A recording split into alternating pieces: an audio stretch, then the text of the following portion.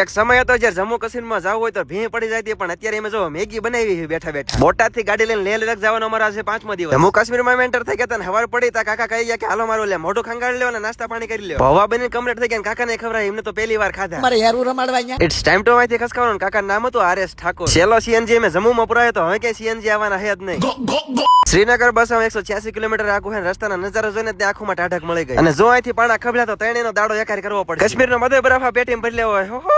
વચમાં રોડ કાંઠે ગામ આવતો અહીંયાથી બકાલું લઈ લીધું કેમ કે અમારે મેગી બનાવી છે. ડુંગળી ટમેટા લઈ લીધું ને લોકેશન જલ્દી મળી ગયું કેમ કે ગમે જગ્યાએ ઉભા રહ્યો વ્યૂ તો આવવાના જ છે. આજ પહાડો વાળે નહીં પણ કાશ્મીરી મેગી બનાવવાની છે. યાર તેમ ફોલો કેમ ન કરતા? થોડાક પૈસા બચાવીને મિત્રો સાથે નીકળી જાવ યાર કેમ કે ગઢપડમાં પછી યાદ હું કરશું આપણે. કાશ્મીરી ભાઈઓ આવી ગયા ને અમને હબડા ખબડા મેગી ખવડાવી. રાત પડવા આવી હતી ને અમારું ટેન્ટ કામ નહીં કરે એટલે શ્રીનગરમાં જઈને રૂમ લઈ લીધો 1000 વાળો. જના બીજો તો બહુ ઠંડી હોતી ને આજે મેં ટ્રાય મારવાના છે કાશ્મીરના દાળ ભાત. અહીંનું ફેમસ ખાવાનું તો ઘણું છે પણ એ બધું નોનવેજ છે. અત્યારનું તાપમાન છે -1 ડિગ્રી. શ્રીનગરમાં હું ફરવા જેવું હોય જરા કોમેન્ટ કરજો. ત્યાં સુધી મળી આવે કાલે ફોલો કરી લેવું.